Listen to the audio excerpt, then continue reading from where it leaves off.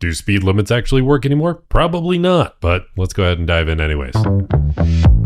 Sweet, stinky speed. Let's be honest, it's one of the things all car enthusiasts live for. But that pesky speed limit, what a buzzkill, right? The fact is, speeding is the most common law broken in the US, with almost half of drivers saying they've exceeded the speed limit by 15 miles an hour or more in the last month. Was I speeding, officer? I mean, on my way over here to the studio to film this very video, I was speeding. But so was everyone else on the road. So it begs the question, do speed limits actually do anything?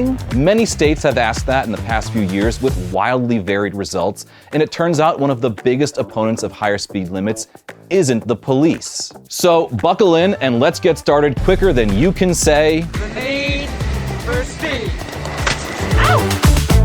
Now, as an American, obviously I want to ignore the rest of the world and just discuss US data. But there's one of the best examples the world has ever seen for this very subject, just sitting right there enjoying a beer and a brat. The Autobahn. Primarily championed by everyone's most popular time travel assassination target in 1933, the Autobahn is a network of over 8,000 miles of federal controlled access highways in Germany, not dissimilar from our own highway system in the US. The Autobahn has become a concrete haven of automotive freedom. It's most famous for having no speed limit on 70% of its network, denoted by this sign right here. The fastest speed ever traveled on the Autobahn was in 1938 by racer Rudolf Caracalla, who went a blazing 268 miles an hour. Later that day, another racer named Baron Rosemeyer tried to break the record and died during an attempt, which doesn't look great for the speed limits don't matter theory. Also in 2000, Yeah, if you go over 250 miles an hour and you crash, there's no coming back from that. on the A2 near Hanover, the Autobahn was the site of a 259 car pileup. The number one Holy cause of shit. accidents on the Autobahn is speed. Number two, tailgating.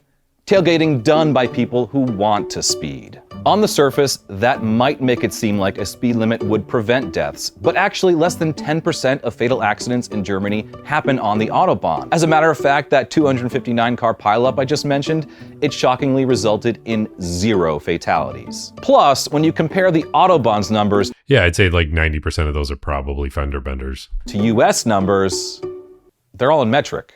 What the hell's that about? The Autobahn's fatality rate is 2.7 deaths per billion kilometers driven, while the US rate on highways is almost doubled at 4.5 fatalities. But it's not just the lack of speed limits. There are a couple other factors that go into making the Autobahn so safe for drivers. One, driver education and traffic laws are much stricter in Germany, with a focus on reckless driving and lane discipline, like only passing in the left lane. But I actually dated somebody in high school who was from Germany, and I was driving to pick her up and take her out, and she was just like, it's so crazy to me that a 16-year-old can just drive like this. I'm like, oh yeah, that's not really a thing in other places as much, is it? But while stricter driving laws may contribute to road safety, the biggest reason we see such a difference in the US is infrastructure. Germany spends roughly $625,000 per mile on the Autobahn's upkeep, while the US spends about 10% less. And that difference I'm surprised it's only 10% less, because I feel like our infrastructure is basically crumbling some of the time. really grows when you look at how that money is spent. Yep, that patented German efficiency is on full display when it comes to Yeah. So they're talking about dollars spent. They're not actually talking about the quality of the stuff. So if he dives into the quality, I feel like the quality of the German maintenance on the infrastructure is probably going to be a massive difference. Autobahn maintenance. For starters, they have high upfront costs as they tend to invest more in long-term road quality, and this reduces the long-term expenses. The Autobahn is paved with concrete, whereas here in the US, we opt for the cheaper, less durable asphalt that results in needing more repairs and resurfacing over time. Simply put, maintenance in the US tends to be reactionary and not preventative like in Germany. But aside from the costs and practices of proactive maintenance, the US relies mainly on state governments to handle the roads in their jurisdiction as they see fit. There are common requirements set by the Federal Highway Administration, but different states have different priorities on how to spend that money, which means that the quality of the roads can change wildly as you cross state lines. So, with the lack of highway continuity between states and a tendency to save now and spend later, the Autobahn seems much safer than our own highways regardless of speed. It also explains why the height of German engineering may be the diesel engine and ours is duct tape. The German Autobahn might have less fatalities than the American highway system. Yeah, we're used to fixing stuff, and they're used to just building something that hopefully works. But there is something that I remember reading about how German engineering is done in a way that expects you to follow the rules exactly. So German cars are manufactured in a way that you should be maintaining exactly as specified, exactly as often as expected. Meanwhile, if you get a car like a Toyota, they build a car because they build it in a way that they expect it to actually be taken care of by the average person and somebody that's probably not going to be up to date by the minute like it might be in Germany. But that doesn't mean an American Autobahn is a good idea. And yet, across America, speed limits have been steadily rising for decades. As unbelievable as it seems today, there was a time when the US federal government successfully established a national speed limit. In 1974, highway speeds were limited to 55 miles per hour in an effort to conserve energy during the oil crisis. Speed limit. Yeah, but that wasn't for safety initially. That was purely for, hey, we need people to not use as much gas because we're running out of oil. 55 miles an hour. Environmentalists estimated this would reduce fuel consumption by over 2%, which honestly hardly sounds worth it. In reality, fuel consumption only dropped by less than half that.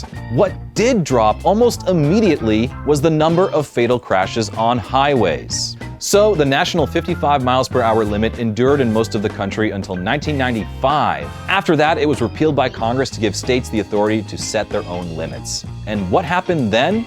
Highway fatalities continued to drop until reaching a 40-year low in 2014. Of course, cars themselves also got dramatically safer over that time, and some have argued, including police, that raising speed limits is just updating the law to be more in line with how people are already behaving in the real world. I promise you, I'm doing the speed limit. It turns out it's surprisingly tricky to directly connect speed limits with overall road safety, especially on highways and major arterial routes. Which brings us to how states come up with speed limits in the first place. It's not a random number they just pull out of a hat, even though it seems like that sometimes.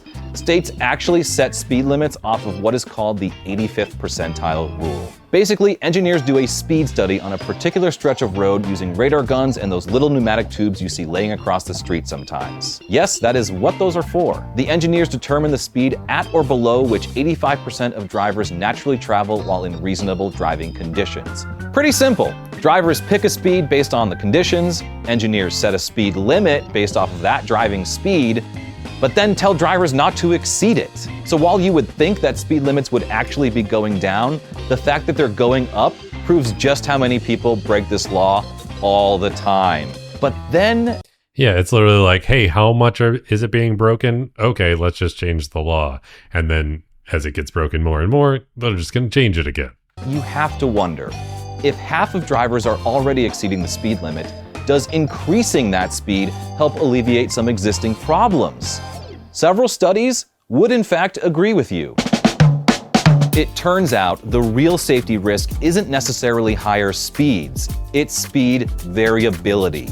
That means the difference in speed between the fastest and slowest car on the road. We see this in racing all the time. WEC hypercar racing is partially as dangerous as it is because there are also much slower GT3 cars on the track at the same time. Whereas NASCAR cars are all roughly doing the same speed, so they can drive real close to each other, and they almost never... They crash all the time. Okay, maybe NASCAR is a bad example, but speed variability isn't just about obstacles and reaction time. There's also psychology to it. Higher speed variability causes tailgating, which leads to road rage, or lane changes, which makes congestion so much worse, potentially leading to more aggressive driving. Research by groups like the Federal Highway Administration and the Institute of Transportation Engineers shows that increasing the speed limits can actually reduce speed variability and road rage incidents that lead to unpredictable driving environments without significantly impacting safety. That looks like a win to me. If everybody is speeding, it's a lot safer than if only half the people are speeding, which we already know they do. And there's also an economic and environmental positive. You've all looked down at your MPG reading and noticed that it's worse when you have to accelerate. If you're able to maintain a constant speed, your overall fuel economy is better and emissions are lower. If you have to keep braking and accelerating due to speed variability, that person camping in the fast lane is actually causing the stack of cars behind them to burn more gas. So it's settled then. Speed variability is the real enemy, not actually speeding itself. Right? Mission accomplished. If only it were that easy. It turns out that when you take speed variability out of the equation and everyone is driving the same speed, there is still a negative effect to raising that speed.